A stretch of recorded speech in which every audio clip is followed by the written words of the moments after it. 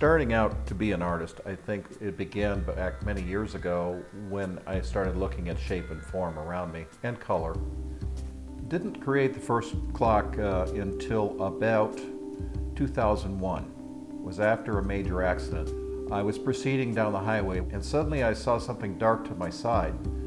A car had lost control with an 18-wheel truck behind me and drove into the side of my van, knocked the van completely over. And now at this point, I'm sliding down the highway at a high rate of speed, and I thought I was going to die.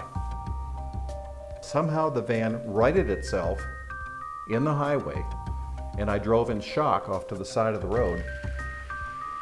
Right after that happened, I created endless time, because I realized my time on this planet is not endless.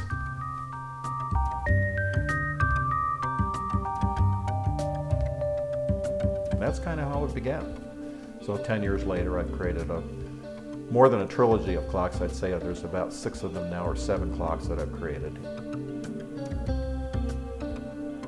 I wanted to do things that were creative, make things that were nice to look at. I'm very thankful to have found that, because I think a lot of people go through their whole life and never really find what inspires them. And to be able to find that in your work, that's it. And like Dad used to say, you only have to be good at one thing in life to be successful.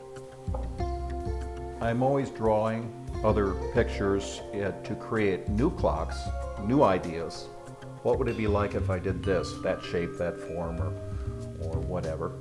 Always with the idea of floor clocks, or shall we say contemporary grandfather clocks. Something tall that makes a statement in the room.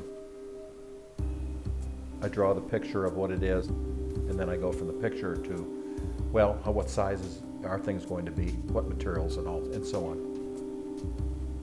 And a lot of times I'll use cardboard as a medium, because cardboard's inexpensive and you can cut it up and change the form, change the shape without putting it through a saw, or doing a lot of sculptural work with the piece. Like springtime, it took a lot more time because I had to make the flanges and shape them and form them. It's more of a free-flowing type of piece.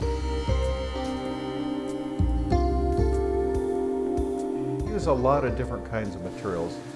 Lots of times that's a decision depending on the shape and form of what you're working with.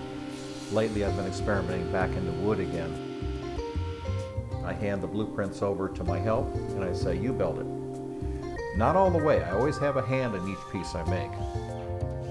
The finale is critical. I love to take that over.